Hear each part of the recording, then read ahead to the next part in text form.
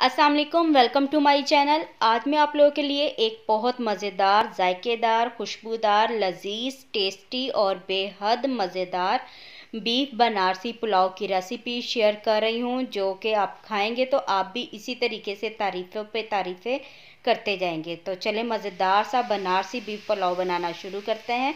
यहाँ पे pressure cooker में हमने 1 किलो बीफ ले लिया है। इसके अंदर हमने सौंफ डाल देनी है 1 चम्मच, 2 बड़ी इलायचियाँ डालेंगे और यहाँ पे हमने 7 से 8 लौंग ले लिए हैं, 1.5 बादियान का फूल लिया है और यहाँ पे दालचीनी की कुछ स्टिक्स ली हैं, कड़ी पत्ता ले लिया है और अब इसमें डाल देंगे 1 चम्मच ज़ीरा, साबित ज़ीरा इस्तेमाल कर रही हूँ। अदरक और लहसुन डाल देंगे साबित ही, इसे मैंने पीसा नहीं है।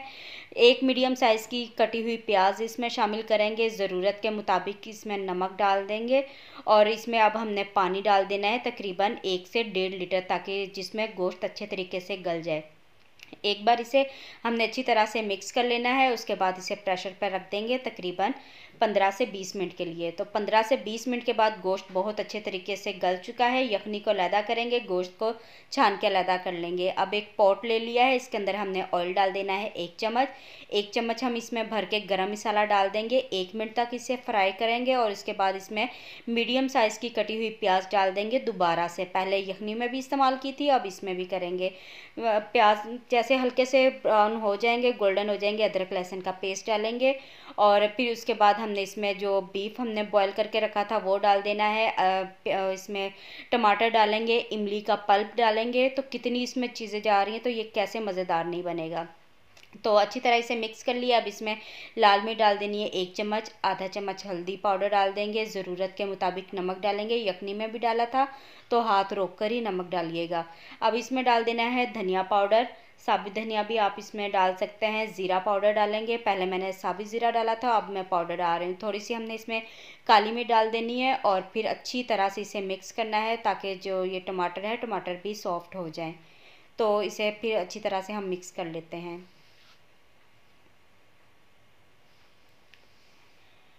तो अच्छी तरह मिक्स कर लेने के बाद अब इसके अंदर डाल देना है दही 1 कप। तो अब इसमें हमने अचार डालना है, इसे चटपटा करारा बनाने के लिए। ये लाजमी इसमें डलेगा, बहुत अच्छा टेस्ट आएगा। अच्छी तरह इन सारी चीज़ों को हिला लेना है और फिर उसके बाद हमने इसे कवर कर देना है, ताकि जो दही का पानी है वो ज़रा खुश्क हो जाए। तो इसे अब हम कवर करके पकाएंगे।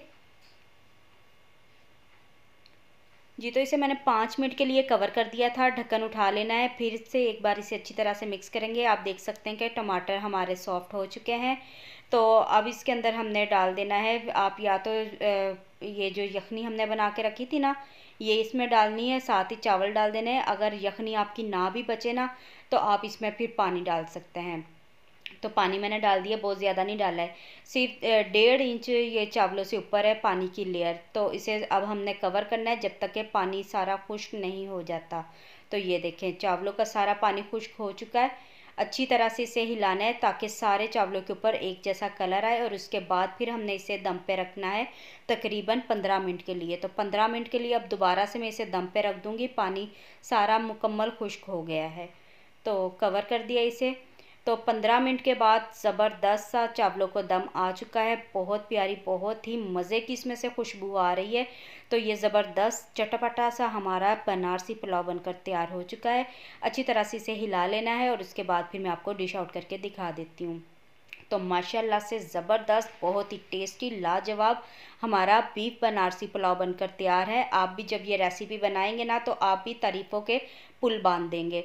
तो उम्मीद करती हूँ कि आपको मेरी आज की चटपटी करारी मज़ेदार सी रेसिपी अच्छी लगी होगी। अगर रेसिपी अच्छी लगे तो वीडियो को लाइक करें, शेयर करें और अगर आप मेरे चैनल पर न्यू है तो चैनल को भी सब्सक्राइब कर दें। साथ में दिए गए बेल के आइकन को प्रेस करना बिल्कुल भी ना भूलें। तो अब मैं आपसे इजाज़त चाहती हूँ। Thanks for watching. अल्लाह हाफिज़।